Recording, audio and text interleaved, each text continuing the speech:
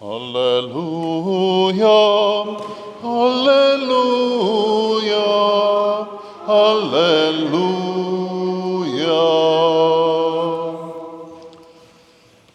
Paneme siis mikrofoni sisse ning paneme ühtlasi ka tähele tänase päeva epistli lugemist, nii nagu evangeeliumi lugemist, sedapuhku siiski.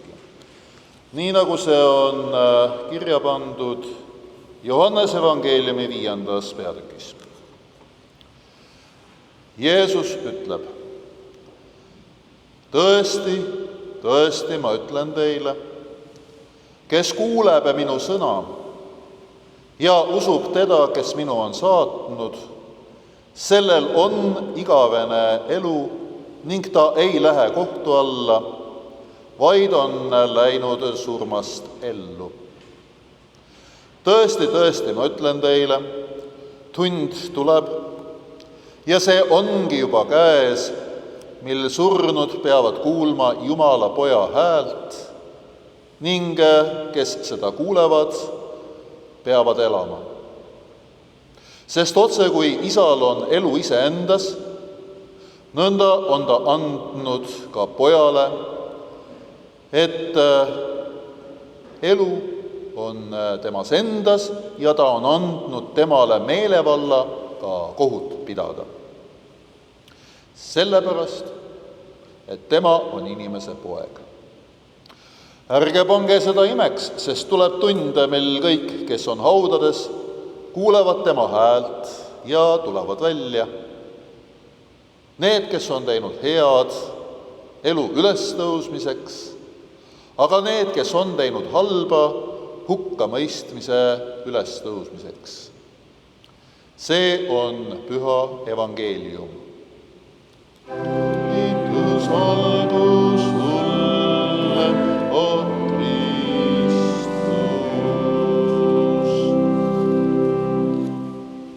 Armu teile ja rahu Jumalalt ning meie Issandalt Jeesuselt Kristuselt. Aamen.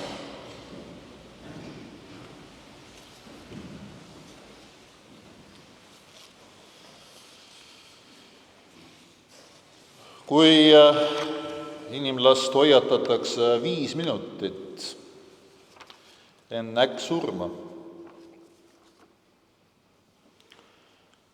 kui kõik inimesed saaksid hoiatuse 5 minutit enne äkksurma ja tal oleks aega siis teistele öelda, mida nood talle tähendavad, oleks kõik maailma telefoniputkad, nii palju kui neid veel järel on, või siis mobiiltelefonid ja sidekanalid, täis inimesi, kes räägivad kogeledes teistele oma armastusest. Ja eks meil eestlastele on see ju hästi teada, sest ega meie ei ütle teistele, et me neid armastame. See on võib-olla seotud sellega, et me oleme sellised tagasihoidlikud, edasipüüdlikud küll, aga ikkagi tagasihoidlikud, ja häbeneme oma tundeid, sest õige mees ja õige naine ju ei näita välja, mis ta tunneb. Või on see tingitud sellest, et meie jaoks on sõna armastus selline vägisõna, mille väljaütlemine võtab väge vähemaks. Aga surma ees korraga on selliste vägisõnade lausumine vajalik. Ja esimene asi, mida võiks siis see hingede päev meile meenutada või meelde tuletada, on see, et meie ees on käinud terve rida inimesi, kes meil on armsad ja kallid. Ja kellele võib-olla sai liiga vähe öeldud seda, et me neid armastame. Ütleme niimoodi, et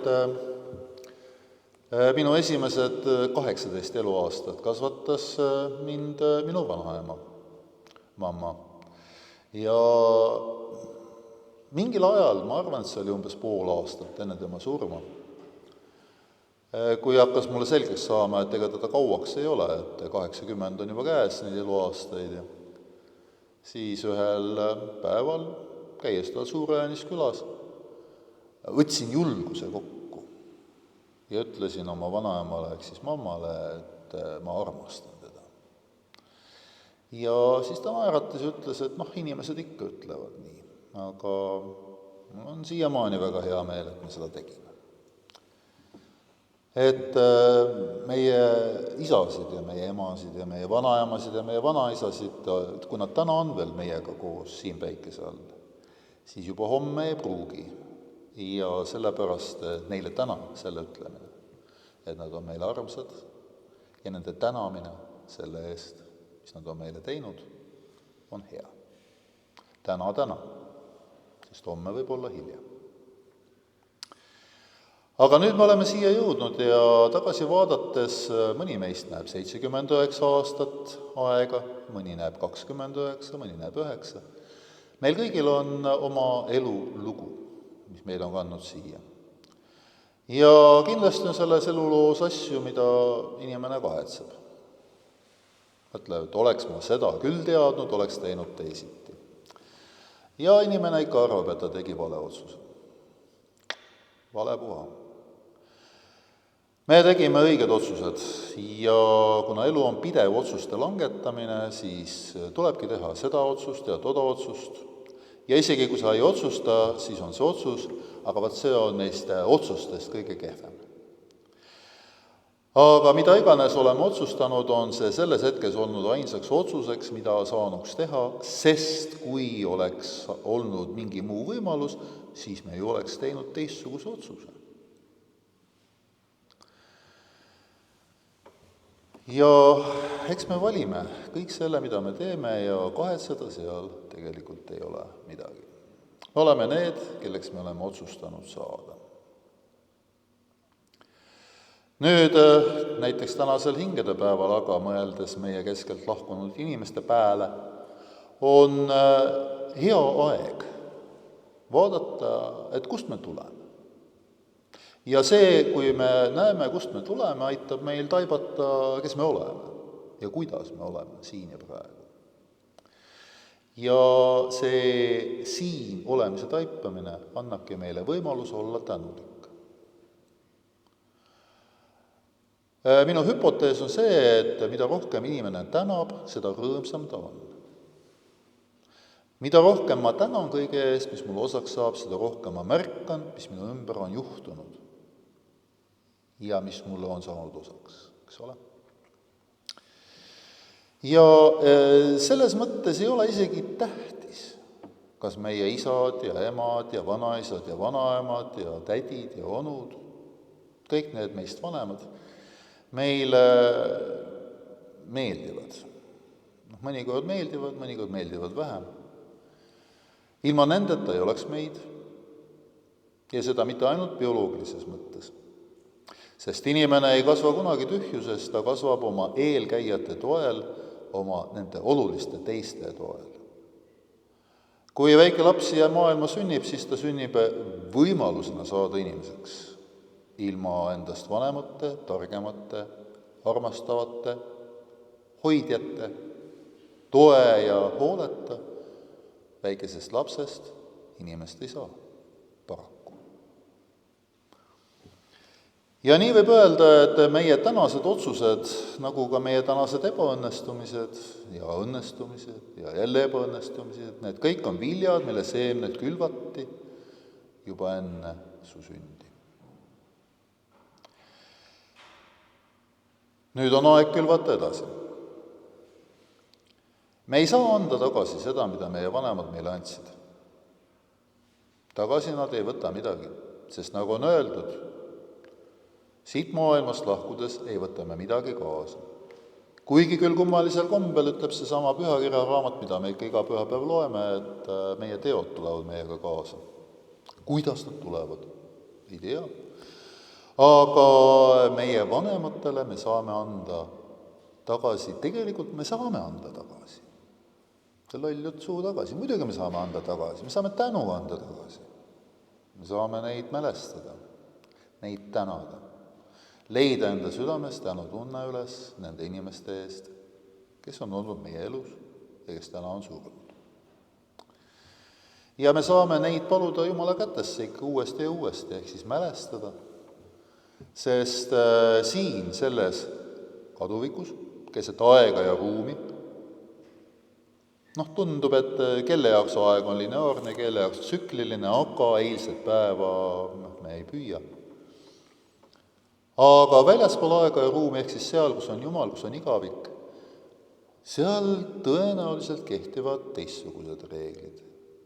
Ja meil pole võib-olla õrnematki aimu, mida meie eestpalvel võivad teha. Võib-olla mitte ainult meile endile, vaid ka meie armsatele, kes on surnud. Küll aga me ei saa anda tagasi seda armastust, mida meile anti meie üles kasvades, me saame seda anda edasi. Teate küll seda liikumist, et maksa edasi. Et keegi on sulle teinud midagi head ja siis sa ei anna mitte talle tagasi, vaid annad edasi.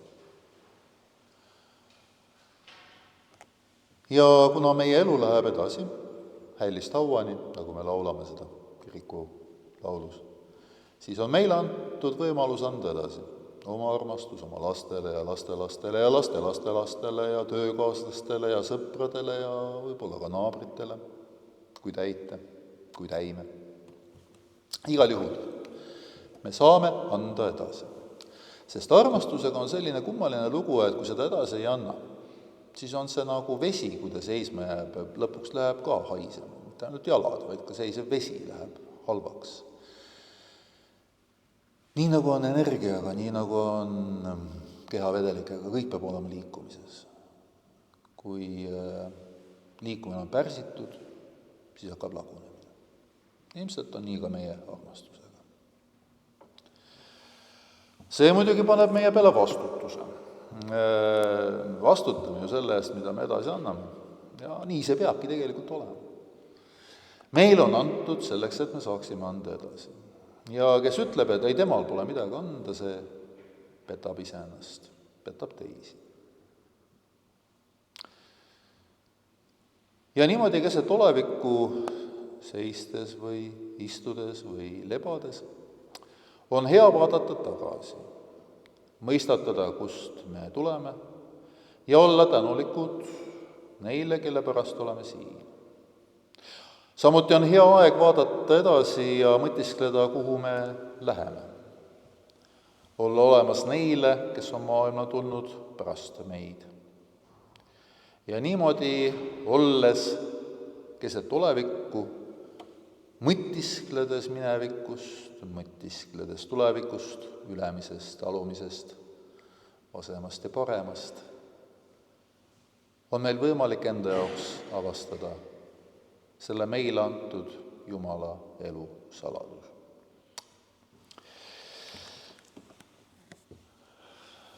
Selle väikese, ma ei tea, kas ta on nüüd jutlus või on ta mõtisklus või samas, mis vahed seal on. Lõppu aga mõtlesin ma lugeda ühe luuletuse. Ja päris paljud meist teavad seda luuletust eelkõige tänu Erki Sven Tüürile ja ansamblile Inspe. Võib-olla keegi, mina ei mäleta, aga keegi teist mäletab seda aastat, millel Anti Doloroosum tuli Tartu Levimuusikapäevadel esmaettekandele, aga selle Anti Doloroosumi sõnad on kirjutanud Artur Alliksaar. Ja mulle tundub, et tänasesse päeva, hingede päeva, need sõnad võiksid ka sobida. Taas taganeb sind lämmatanud valu ja lagunevaks lummuseks saab vaid. Ei enam karda õudset surmasalu, ta musti ohte kurikavalaid. Mis kalliks pidasid, läks jooksujalu, kuid hüljatultki armastada said. Sa katsumuste koledusi talud nii kaua, kui sus virgu punelmaid. Tean, midagi maailmas pole kaduv, kõik naaseb kaudu kummalisi radu, surma ainult olemisest teise retk. Nii läbib inimhingi rännupikkust ja imades säält jumallikku rikkust, ta täiuslikumaks saab iga hetk.